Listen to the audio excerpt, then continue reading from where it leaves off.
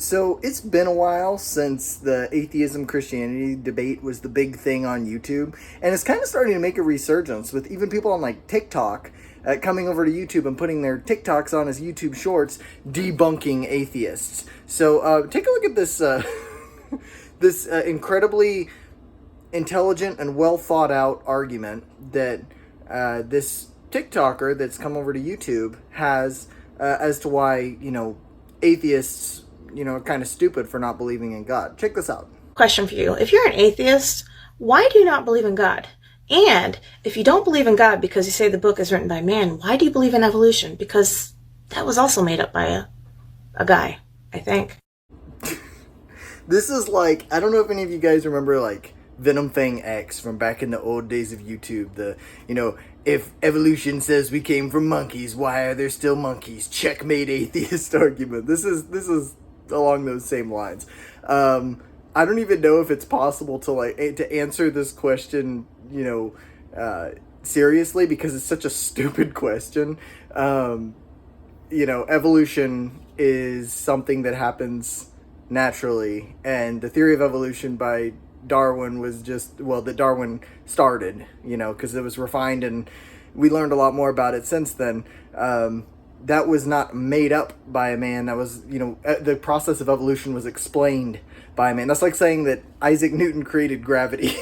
Like, that's not a thing. That's not how any of this works. Also, the other side of it, I don't know a single atheist that's like, I don't believe in God because the Bible was written by, a man. Like, that's not the argument that any atheists that I've ever met use. The argument that most atheists use is that, I don't believe in God because there's not really any evidence, and when you keep asking enough whys out of religious people, eventually what you get to is you got to believe it on faith. And that's the part where most atheists are just like, we don't want to accept it on faith, because we don't accept anything else in our lives on faith. We don't accept medical science on faith. We don't accept, if someone comes up and tells you that they've got a bridge to sell you, you don't accept on faith that they've actually got the bridge and they can sell it to you. We don't do that in our day-to-day lives. We ask for proof. We ask for evidence. And so to suspend that, on a question of something that's so important that you live your entire life by it, that's kind of stupid. That's kind of stupid. And the number of people that just use arguments from ignorance, like, well, we didn't know where the universe came from, therefore there must have been a God. And like, that's such a stupid argument, because you wouldn't ever use that for anything else. It's like, well, you wouldn't say, since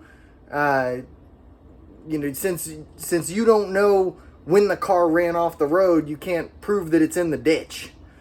It's just kind of a who cares type of thing. Like, we didn't know about evolution. We didn't know about germ theory of disease until the last couple hundred years. And now here we are, and that's why that God of the gaps fallacy that people fell for so much on old YouTube, talking about like, well, you can't explain this, therefore God. You can't explain this, therefore God. And as those gaps started to close by science, the idea of there being a God just got, pushed farther and farther back until it was some nebulous, creator being that explains the things that we can't explain anymore, completely denuded of any kind of doctrine or personality. That's not the God that most Christians believe in. They believe in a personal God, and so all of that sort of thing, they've got to take it on faith. And the atheist just says, I don't want to take it on faith. And I think that that's my cue. My sweet little girl here agrees. Here she is. Say hi. Hi.